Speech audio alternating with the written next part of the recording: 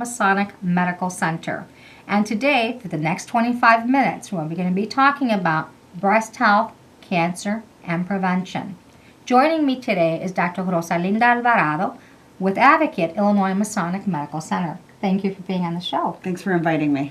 Well, I know that you were here not too long ago, and we did this wonderful show on this topic in Spanish, Right. Very well received by our viewers. And I want to also remind our viewers that our lines are open. The number's at the bottom of your screen at area code 312-738-1060. Dr. Alvarado, I know that the American Cancer Society has had some new estimates and new cases on breast health and breast cancer in the United States, and especially with these numbers in 2015. And still, very surprising, with all the technology, all the prevention, and all these new things that are happening, these numbers continue to grow. There are alarming numbers. I know it was estimated that over 231 cases, or closer to 232,000 new cases of breast cancer was diagnosed among women. And it goes on to approximate and what's going to happen, as well as men being diagnosed with over 2,300 cases. Right. So, Dr. Alvarado, can you tell us exactly what is breast cancer? I mean, everyone says, okay, we mention breast cancer, we talk about breast cancer, but really, what is breast cancer? To explain what breast cancer is, it's important to understand what cancer is in general, and that basically means that there's been an error or a mutation in a gene in our DNA that has been allowed to proliferate and move forward without any correction by the body. When that happens, a tumor is able to form and grow as these cancer cells divide rapidly. When we talk about breast cancer, this process is happening and originating in the breast. Typically, it comes from one of two cells, either the ducts, which are the tubes that travel inside of our breast tissue and deliver breast milk to our infants if we decide to breastfeed. And then the other cell that they can arise from are the lobules, which are the tissues that the breast milk is developed from. So typically breast cancer is either going to come from the ducts or the lobules, and then there's other forms that are rarer types just depending on the cell of origin. But it's basically an error in our DNA or a mutation that has gone undetected by the body and is allowed to proliferate and grow without control. And then once it's able to be detected by either a mammogram or a physical exam or what have you, then we're able to see the abnormality, whether it be calcifications on a mammogram or a mass on a mammogram or an actual palpable mass that the physician or the patient can feel. I know that a lot of discussion has been had too as to whether sex or race plays a factor in getting breast cancer as well. I want to touch a little bit on that because I know a lot of times people are saying, oh, you know, you hear all the time statistically, demographically, these changes, and that more women of color and more men of color and so on. So can we get a little bit into the details of whether or not this actually plays a role? So for breast cancer, the two biggest risk factors are being a woman and getting older. So yes, you know, men can get breast cancer, but it's much less likely than a woman. Of 100 cases of breast cancer, one of those will be a man. So 99 are going to be in women. So that kind of makes sense to us because when we think of breast cancer, we mainly think of women. And then getting older, because as we get older, we're more likely to develop these mutations that may go undetected or corrected by the body, and then we get cancer. So as we get older, the chance of any cancer really goes up, but in particular breast cancer for women. As far as race, we still see the most or the highest incidence of breast cancer in Caucasian women, but I think where minorities come in is that in Latina women and African American women, when they are diagnosed with breast cancer, they tend to have the more aggressive forms. So that's really the difference. So it's not that African American women or Latina women are more likely to get breast cancer, because that's actually not the case. But when they do get breast cancer, they tend to get the more aggressive forms, which is unfortunate. And also we've noticed that the rates of mortality are going to be higher, and it's probably because these cancers are detected to be more aggressive. So when you're saying they're aggressive, what do you mean by that? There's different ways to classify breast cancer. As I said earlier, one is to classify it as a ductal or a lobular cancer. Other things that we look at are the hormone receptors, for example, estrogen and progesterone receptors, and then something else called the HER2/neu. And, depending on what those markers look like in that particular patient's breast cancer, we are able to say whether it's a more or less aggressive form of cancer. So some people may have heard of triple negative breast cancer, and that's classically known to be one of the more aggressive forms of breast cancer. And we see a higher incidence of that in minority women, for example. Wow. So, it really explains a lot. I do want to remind our viewers that this is a live show, and if you do have questions for Dr. Alvarado, please give us a call. Lines are now open at area code 312-738-1060. The number's at the bottom of your screen. Perfect time to ask questions should you have them. Dr. Alvarado, are there signs and symptoms for breast cancer? Typically, and what I as a physician like to see is when there's no symptoms, because that means that this was detected by a mammogram, and typically if a cancer is detected by a mammogram, it's going to be smaller at an earlier state, likely to be curable. However, if that is not the case, there can be signs and symptoms associated with breast cancer. One can be a change in the color or the texture of the skin, like redness, dimpling of the skin, an orange peel look to it. That tends to be associated with more aggressive forms of breast cancer. Sometimes it's just feeling a lump in the breast. So if someone feels a lump in their breast that was not there, for example, the month prior, they may want to get that checked out by their physician to see if it's something of concern, because there are benign tumors that it could be as well. There could be nipple discharge, particularly if it comes on all of a sudden or spontaneously and is bloody. That could be a sign of breast cancer. Pain has been shown to be associated with breast cancer, although pretty rarely. Most patients who experience breast pain actually don't have cancer, but in some circumstances that can be a sign or a symptom of breast cancer. So, that's, some of the main symptoms that we tend to see. But like I said, usually we are hoping patients are getting their screening so that they're not waiting until they have a symptom to be diagnosed. Now, I know a while ago there was this big controversy about self-breast exams and whether or not women should be doing these. Doctor, what's your opinion on that? I have my opinion, and there are guidelines associated with this. The American Cancer Society and the task force tend to discourage women from performing self-exams. They feel that sometimes they are going to be overdiagnosed with things. It's going to lead to unnecessary appointments to the physician, unnecessary mammograms and ultrasounds. So this tends to be discouraged by the task force and by American Cancer Society. What they are promoting is breast self-awareness. So kind of being in tune with what your breast is like and maybe noticing changes there without actually doing a regular self-exam every month. I tend to see, as a breast surgeon, all I see are women with issues in their breasts. So I'm a little bit biased, of course, but I think that, in my practice, I have seen a lot of women who have been diagnosed as a result of their own exam, their partner feeling a lump on their breast, something of that nature. And I think I encourage my patients to be aware of their breast and do self-exams at least once a month. But again, that is off of a guideline. The guidelines don't recommend that.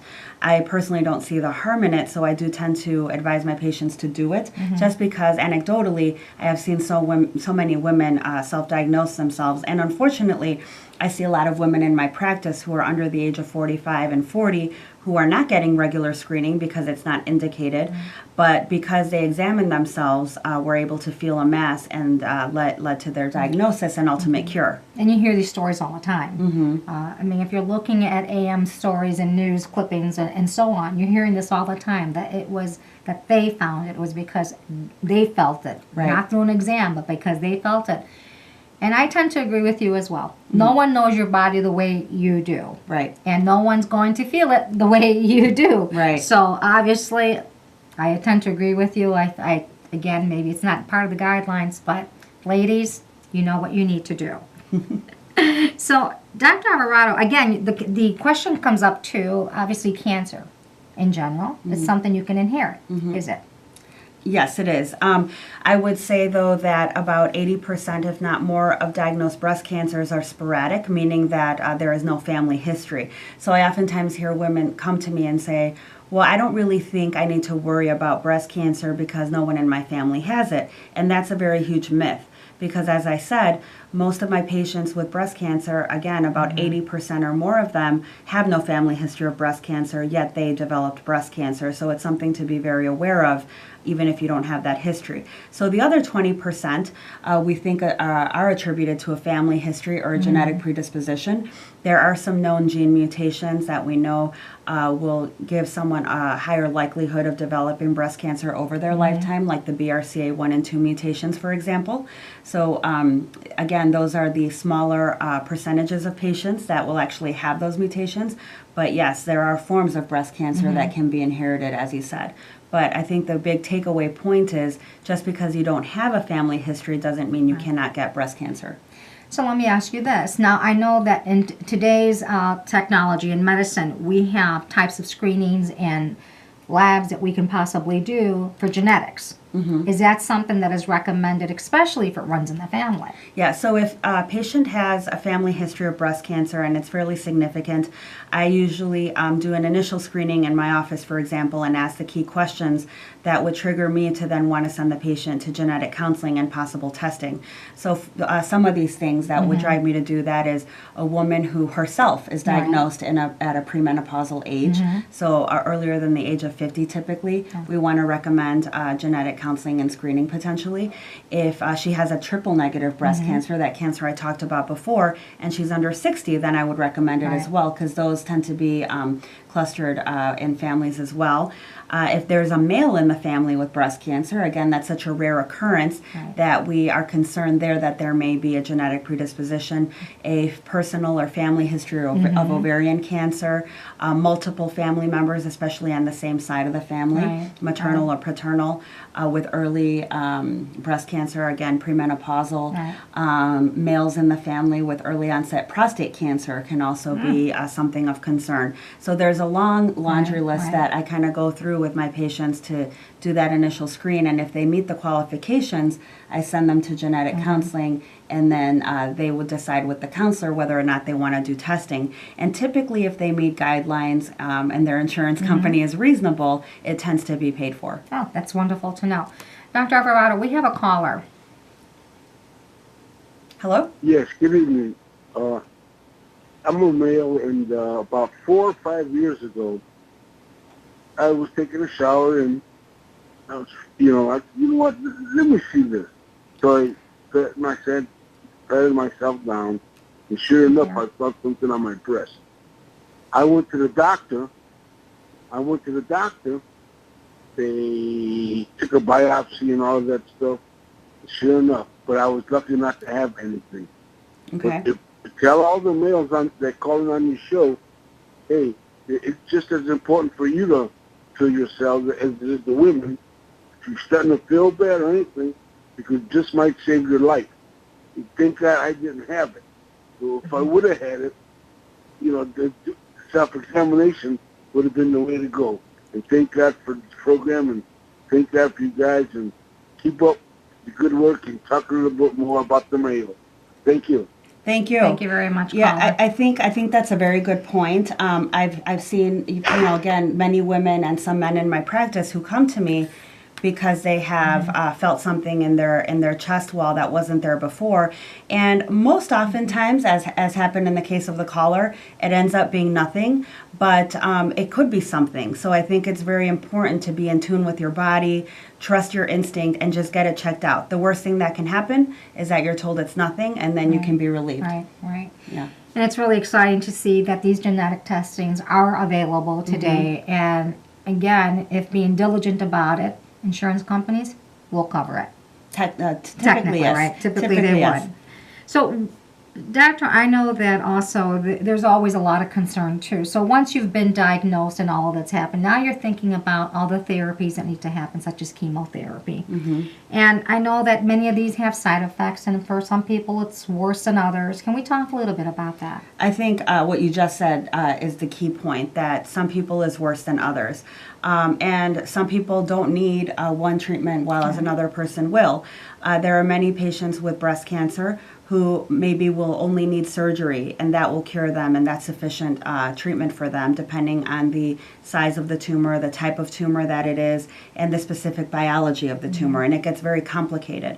So breast cancer care is very multidisciplinary, and I think that's the key. So anyone out there watching who may have breast cancer or know somebody who does, I think the key is working with a team. I'm the surgeon, and I feel that I'm a very important component of that team. But just as important is the medical oncologist, the radiation oncologist, the genetic counselor in some cases. There's usually a breast health navigator involved. It's a full team approach, and sometimes portions of the team are going to be more utilized than others. Some patients may not need radiation, for example, as well. Many or most patients who have a lumpectomy, for example, that's where just a portion of the breast is removed as opposed to the entire breast, they tend to need radiation therapy. But that same patient who needs radiation may not need chemotherapy. Or the patient who needed the mastectomy needs chemotherapy and maybe even needs another treatment called Herceptin, which lasts for a year. And that's based on that HER2 marker that I talked about before. So that's why I think and know that multidisciplinary care and that approach to the breast cancer patient is going to be the best and lead to the best outcomes, because it's the most individualized way to treat a patient as opposed to just treating everybody the same. Because, again, those treatments aren't uniform. They're not going to treat everybody in the same way. And in some cases, we would be over-treating patients who otherwise wouldn't need that chemotherapy that can be very toxic to patients. I do want to remind our viewers with us today, got that in my throat, excuse me, that Dr. Rosalinda Alvarado is with us today. And we're talking about breast health, breast cancer, and prevention. Dr. Rosalinda can be reached at, she's located at 3000 North Austin in Suite 711. And if you have any questions, you can reach her office at 773 area code 296-3390, 296-3390. Or if you need additional information, obviously you can reach the American Cancer Society at 1-800-227-2345, 1-800-227-2345. So those are the things that are happening, but we also talk about we talked a little bit about the side effects and what can happen, again, depending on the individual, and it varies from person to person. Right. I'll touch on that for a little bit. So again, part of the diagnosis, we treat women, mainly women. Again, some men get breast cancer, but it's going to depend on their age or presentation. What other comorbidities do they have? Is this older, sicker woman who, for example, has had a heart attack in the past, a stroke, maybe she's a brittle diabetic. All these things are going to take into account. So we are not likely to give someone who has all of these comorbidities a toxic medication like chemotherapy, because she may not simply be able to tolerate it. So we want to make sure that all of the treatment we provide, whether it's surgical, chemotherapy, radiation, etc., is going to help prolong the patient's life, but also give her a good quality of life. Sure. If we're going to affect those things, then we have to balance our treatment with our long-term goals of the patient and her family as well. So it tends to be a long discussion. For those patients who end up being recommended chemotherapy because we feel that it's necessary to give them the best outcome, we talk with the patient and her family, if they're involved, about what the potential side effects would be, what medications or other therapies we can do to try to,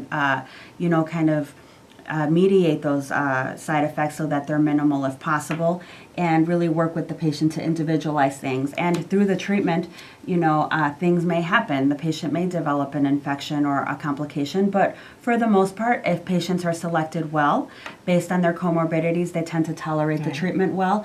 It is not a fun experience. Any patient who's been through chemo will tell you that, but once it's over, I think that they are able to get back to their normal activity after several weeks or even months and live their normal life. But we really have to work with the patient together and include their primary care physician as well to make sure that we're properly selecting patients for these treatments that we end up recommending, because they can be very difficult. Thank you for that. Doctor, I was hoping that since we're talking about this, we're also at Illinois Masonic Medical Center. We have a program that we do every year, and there's one that's coming up. And obviously, we want to invite the viewers to attend. For those of you, I'd like to share this with you. Let me just get this up here, this information. Let's talk a little bit about that. And Dr. Alvarado, if you can just talk a little bit about that for a second. So this is a really nice program that we're holding on Saturday, October 8th. It's going to be located on our Illinois Masonic campus. It's going to be a Saturday event. It'll start basically with a registration, refreshments, so that everybody can chat and mingle for a little bit. And then there's going to be a presentation. Typically we do the presentation in Spanish and in English to accommodate both groups. And then we do clinical breast exams for patients that desire them. So that's done on the same day. Usually by myself and some other physicians who are involved in the program. And it's really nice. We can teach patients, about self-exams, what we're looking for during the examination as well. And something new that we're doing this year is scheduling women for their free mammograms if they need that. For women who are underinsured or uninsured and haven't had a mammogram, or maybe they're behind on their mammogram, I think this will be a very nice opportunity for these women to be able to get that screening that they really need. We're going to have ALAS Wings, which is a very fantastic organization that works with breast cancer survivors, and they're going to have a mobile salon to show bras, prosthetics, wigs to cancer patients, and they're even going to provide some goodies for these patients that need them. So it's really going to be a nice, fun event with a lot of resources provided to our community. So I would encourage people to come if they can. Well, we're really excited about this. This is something that Hispanocare has been working with Illinois Masonic Medical Center for many, many years. And it's our annual event. Again, as Doctor mentioned, Alice will be there, who will be providing free wigs and prosthesis for women in need. We do ask that you pre-register for that because we do need a wig color and bra sizes for those women in need. And then it is limited to the first 15 or 20 women. So you can always call and register for that either by calling Hispanocare or calling the 1-800 number in which you can reach us over, and it's right here, 1-800-3-ADVOCATE or 1-800-323-8622, or our Hispanocare number. Either one of those numbers you can reach us at and register for this event. Again, both in English and in Spanish. Both programs, 2 speakers. Dr. Alvarado will be our Spanish presenter. Thank you so much. And Dr. Maurer of Advocate Illinois Masonic Medical Center will also be presenting in the English. So, Doctor, I know we talked a little bit about the chemotherapies, but there's also questions about the tamoxifen and effects of that. Is that something that women should worry about? Because it seems like, at least what I'm hearing, that's the first thing that seems like it's being offered for as far as a type of treatment. So again, it's one of those things that's individualized to the patient and the type of cancer that they have. But typically, if a patient has an estrogen receptor positive tumor, like we talked about earlier, as part of their treatment, they may be offered endocrine therapy in the form of tamoxifen, like you said, and there's other forms of this medication as well. And like any medication, if you read the fine print, it's going to have potential side effects. Some women will experience many of them, and some women will experience none of them, and it's very individual how that goes. Typically, if we recommend this treatment, it can be for a duration of 5 to 10 years, so it is a commitment. However, if a woman starts to take it and it has very severe side effects where the medication cannot be tolerated, then we may switch her to a different form of therapy. Typically, what women worry about with tamoxifen would be a decreased libido. They may feel like they're going through menopause again, the hot flashes, and then there can be more serious side effects like endometrial cancer, which is very rare, or blood clots, for example. So it's something that needs to be talk through with their oncologist, and if the benefits are felt to outweigh the risk, then this medication will be recommended. Right. So, doctor, is radiation from a mammogram harmful? You get that question all the time, I'm sure. I do. And the radiation that a woman is exposed to in a mammogram is very low, especially if it's only done once a year. So we do feel that it is very safe, and it's a relative thing. One thing you'll hear physicians talk about over and over again is what is the benefit to risk ratio. And we know that there is a large benefit to screening with mammography for detecting early breast cancer, and we feel that that outweighs the potential risk of radiation. So again, that risk needs to be weighed. These need to be at regular intervals, decided upon with the patient and their physician to make sure that it is safe. Right. Dr. Alvarado, thank you so much for being here with us and discussing this such an important topic. And we can never speak about this enough. It's got to be an ongoing issue. And still, there was so much more that we want to talk about, but you can only do so much in such a short period of time. Right. But I would love to have you back. Of course. So, Dr. Alvaro, thank you so much. So, on behalf of all my colleagues at Hispanocare, Advocate Illinois Masonic Medical Center, Dr. Rosalinda Alvarado, thank you again for sharing this important information. And Illinois Masonic, thank you for your continuing support of bilingual, bicultural healthcare to the Latino communities and all communities of the Chicagoland area. My name is Lucia Aquino, and I represent Hispanocare at Illinois Masonic. So, until next time, stay tuned. Lots more information coming your way. Until next time, have a good evening.